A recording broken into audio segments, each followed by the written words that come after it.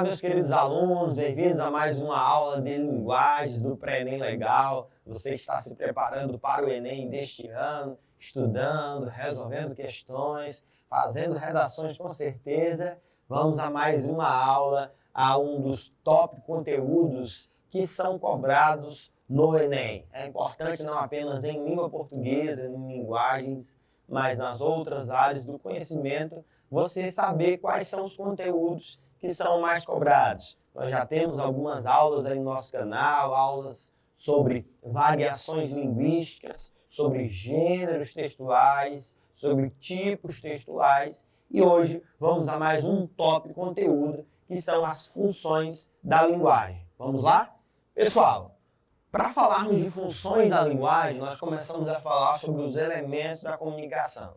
Por quê? Os elementos da comunicação são eles que vão nortear ou lhe auxiliar a compreender qual que é a função daquele texto. Para que serve um cartaz, por exemplo? Para que serve uma receita? Qual que é a função daquele texto? Qual elemento da comunicação eu tenho como foco dentro de determinado texto? Correto? Isso vai ficar mais claro na nossa aulinha de hoje. Vamos lá. Os elementos da comunicação são 6. Eu tenho emissor, alguém que está transmitindo a mensagem, pode aparecer lá na prova produtor, escritor, falante, pode aparecer lá remetente, pode aparecer para esses elementos uma outra palavra aí que pertence ao mesmo campo da significação, ou como aparece muito na prova, o mesmo campo semântico. A semântica é o mesmo que a significação da palavra. Segundo elemento importante, nós temos o receptor, que pode aparecer lá na prova como destinatário, leitor, ouvinte. Então esses são os dois principais elementos da comunicação. Essa seta aí embaixo, que passa por esse megafone, é para representar a dinâmica que acontece na nossa comunicação do dia a dia, por exemplo. Nós temos o que nós vamos chamar de feedback. Em algum momento, esse que transmite a mensagem, que é o meu emissor, ele pode passar a ser aquele que recebe, tornando-se, portanto, receptor. E esse meu receptor passa a ser emissor. Essa inversão de papéis é aquilo que nós vamos chamar de feedback, de retorno dessa troca, num diálogo, na comunicação. Isso é algo que acontece de forma dinâmica. No nosso caso, eu sou o emissor. Você que está assistindo a nossa aula, você é o meu receptor nesse momento.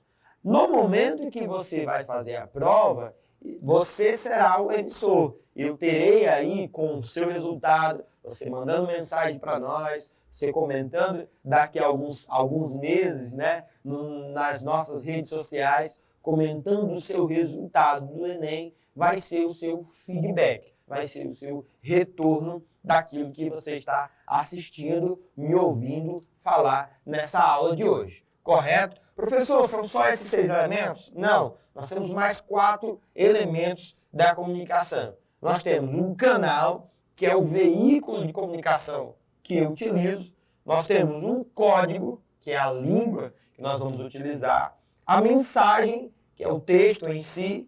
E nós teremos aí o referente, também chamado de contexto de assunto ou a situação comunicativa. Professor, e esse ruído? O que é o ruído? O ruído, gente, no processo comunicativo, eu não posso ter, apesar de muitas vezes isso ser algo que é inevitável, que você está transmitindo a mensagem não tem determinado controle. Por exemplo, você está na sua casa assistindo a nossa aula, acompanhando aí a aula do Pré-ENEM Legal, mas passa alguém fazendo propaganda com um carro de som na sua rua, por exemplo. Isso vai lhe atrapalhar no processo comunicativo. Isso será um empecilho, um embaraço no processo da comunicação. Por isso que a gente diz sempre, papel e caneta na mão, para facilitar ali no seu ato de estudo, né, no seu momento de estudo, que você possa compreender, fazer as observações e de alguma forma vai evitar ou diminuir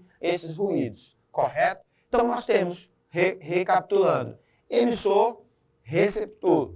Vamos ter um canal, teremos um código, temos uma mensagem e temos ali um referente. Eu sempre cito nas aulas presenciais, e hoje você está acompanhando aí a nossa aula, você está vendo aqui no meu lado a nossa intérprete de Libras.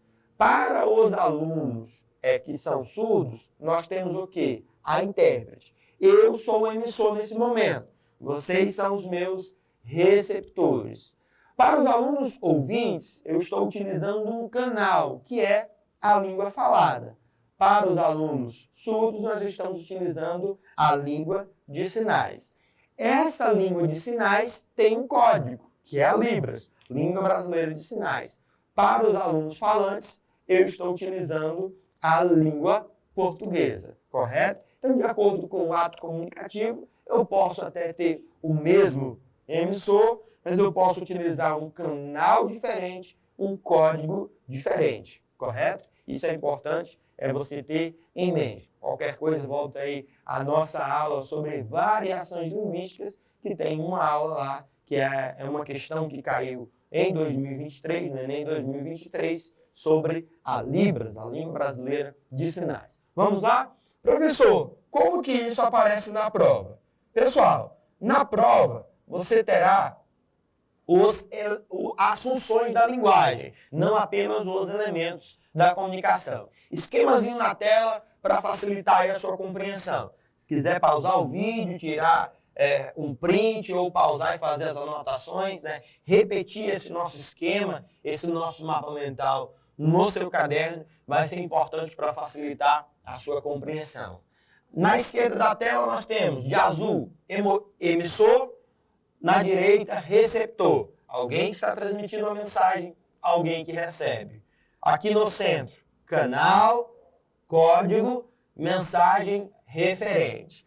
Para cada um desses elementos, de acordo com o propósito do texto, volta lá a nossa aula sobre gêneros textuais, para compreender um pouco mais sobre isso, nós teremos o quê? Uma função da linguagem. Textos em primeira pessoa, que utilizam o eu ou o nós temos, portanto, textos mais subjetivos, mais sentimentais. Nós vamos classificar ou dizer que naquele texto nós temos ali a função emotiva, correto? Textos em que o foco é o receptor, nós teremos a função apelativa. Até o nome já lhe ajuda a associar e compreender, e aí talvez você já consiga imaginar quais são os textos que têm a função apelativa. Textos que têm a função apelativa são textos publicitários, propaganda, que tentam lhe convencer de algo. No caso aí, tem o tu ou você, verbos no imperativo, venha, faça, compre, beba. Isso são verbos no imperativo, função apelativa. Pode aparecer também lá na prova, anota aí ao lado, função conativa, tá? Conativa, não é conotativa. Conotativa ou conotação é sentido figurado. Conativa é o mesmo que apelativa, tá? A prova pode colocar lá, ao invés de ter função apelativa, pode aparecer função conativa. Temos também, toda vez que o texto ele tiver a presença de diálogo, que tiver um teste da comunicação, está ouvindo? Está entendendo? Alô? Oi? Nós estamos testando se essa comunicação, se esse canal está funcionando ou não. Será a chamada função fática. Textos que o foco é a mensagem, portanto, há uma preocupação com o vocabulário, são textos mais artísticos, há uma preocupação com a forma, com a estrutura visual do texto. Eu tenho aí, portanto, a função poética, já foi chamada também de função estética. Portanto, função poética ou função estética, o foco é a mensagem. Textos que o foco é o código, é a língua que está se utilizando. Nós temos ali uma explicação da linguagem, conceitos da língua. Nós costumamos dizer é quando a língua refere-se a ela mesma. Eu tenho textos que falam sobre escrita, sobre leitura, portanto, função metalinguística. Esse é um nome um pouco grande, mas é fácil de você lembrar que ele é um dos nomes diferentes de todos os outros 5. Função metalinguística, o foco é o código. Vamos lá, sexta e última, nós temos aí a função referencial, que o foco é o referente, o assunto, o contexto no qual ou sobre o qual está se falando. Nós temos aí como foco a informação, são textos objetivos, são textos jornalísticos, nós poderíamos até lembrar a linguagem denotativa, sentido real da palavra, né? Lembre-se, conotação, sentido figurado. Denotação, sentido real, são os textos jornalísticos, textos informativos. Professor, como que isso aparece na prova? Apareceu no Enem 2023, questão 18, caderno amarelo de linguagens. Temos aí um poema. Vamos lá. A garganta é a gruta que guarda o som. A garganta está entre a mente e o coração. Vem coisa de cima, vem coisa de baixo. E de repente um nó. E o que eu quero dizer? Às vezes acontece um negócio esquisito. Quando eu quero falar, eu grito. Quando eu quero gritar, eu falo. O resultado, calo. Professor, esse é um texto que tem aí a primeira pessoa, que seria o eu. Portanto, é um texto que, de acordo com a sua explicação, tem a função emotiva, né? A presença da primeira pessoa. Correto? Meu aluno está se preparando aí para o Enem. Olha só o que a questão diz, o enunciado aí da questão. Ela já diz que é função emotiva, portanto você aprendeu realmente com a nossa aula o que são as funções. A função emotiva presente no poema cumpre o propósito do eu lírico de. Professor, eu lírico, se você não acompanhou as nossas últimas aulas, eu expliquei para os alunos que eu lírico, nós costumamos dizer que é a voz dentro de um poema. Eu tenho ali o sentimento de quem está falando dentro de um poema. Professor, não é o mesmo que autor? Não. Eu lembro sempre aos alunos, no texto narrativo, por exemplo, eu cito sempre Memórias Póstumas de Brás Cubas. Eu tenho um autor que é Machado de Assis. Machado de Assis, na época, não havia morrido, portanto, eu tenho ali uma obra em que o narrador, personagem, ele é alguém que morreu e conta sua própria história. Quem havia morrido, ou Brás Cubas, é um, que é o narrador, e Machado de Assis é outro, correto? Então, eu tenho dentro de um poema, eu posso muito bem ter um texto que fala de sentimentos que não necessariamente aquele autor passou ou viveu, correto? Por isso que nós costumamos distinguir aí o que é eu lírico e o que é o meu autor, correto? Vamos lá. Então, eu tenho aí, letra A, revelar as desilusões amorosas. Será que esse é o propósito do poema?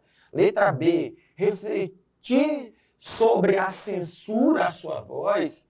Isso aparece no poema. Esse é o foco, é o propósito. Letra C, expressar a dificuldade de comunicação. Aparece aí, pessoal, essa dificuldade de comunicação. Letra D, ressaltar a existência de pressões externas. Percebam, gente, que eu tenho essa função emotiva, o fato de eu ter ali a primeira pessoa, cumpre o propósito. Esse eu lírico tem um propósito de quê, gente? E letra E, manifestar as dores do processo de criação. Voltando ao nosso poema, nós temos aí, quando eu quero falar, no nosso antepenúltimo verso, né, dessa estrofe, essa única estrofe aí, eu tenho, quando eu quero falar, eu grito. Quando eu quero gritar, eu falo. O resultado, calo. Portanto, a utilização da primeira pessoa, aí, pessoal, letra A, B, C, D ou E, para nós, sim, é. Tem o propósito de expressar essa dificuldade que ele tem de comunicação, de expressar aí os seus sentimentos. Correto? Pessoal, próxima questão. Vamos lá. Resolve Enem 1, questão 82, página 140. Resolve Enem, o nosso material dos sistemas Farias-Brito, que você tem aí na sua casa, que você tem acesso à nossa plataforma do Sistema Farias-Brito. Livro verde, número 1, temos essa questão. Vamos lá. Na planície avermelhada, os juazeiros alargavam 2 manchas verdes. Os infelizes tinham caminhado o dia inteiro. Estavam cansados e famintos. Ordinariamente, andavam pouco, mas como haviam repousado bastante na areia do rio seco, a viagem progredia bem 3 léguas. Fazia horas que procuravam uma sombra. A folhagem dos juazeiros apareceu longe, através dos galhos pelados da caatinga rala. Vidas Secas, de Graciliano Ramos, uma obra clássica da nossa língua portuguesa, que eu tenho certeza que você conhece. Olha só o enunciado. Todo ato comunicativo apresenta uma finalidade específica. Para tanto, utiliza-se das funções da linguagem, que mantém correlação com os elementos da comunicação. Isso é o resumo da nossa aula de hoje, né? Correto? Vamos lá. No caso do fragmento de texto do romance Vidas Secas, de Graciliano Ramos, é possível apontar como função da linguagem predominante a função. Qual função que predomina nesse texto, né, pessoal? Vamos lá. Temos aí, letra A, emotiva, porque o narrador expõe em primeira pessoa reflexões de si próprio. Vocês perceberam reflexões de si próprio aí, pessoal, no texto? Letra B, fática, porque se abre um canal com o leitor, a fim de informá-lo sobre a seca. A presença, pessoal, de palavras como está ouvindo, está entendendo, alô, tem aquela marcação de fala no texto, né, de diálogo. Nós não conseguimos perceber isso, né? Letra C, metalinguística, porque o narrador explica a própria criação da obra literária. Letra D, conativa, também chamada de apelativa, porque o narrador observador se volta para o interlocutor do discurso, né? Interlocutor que é o mesmo que receptor. E letra E, referencial, porque requer do leitor conhecimento prévio sobre o tema.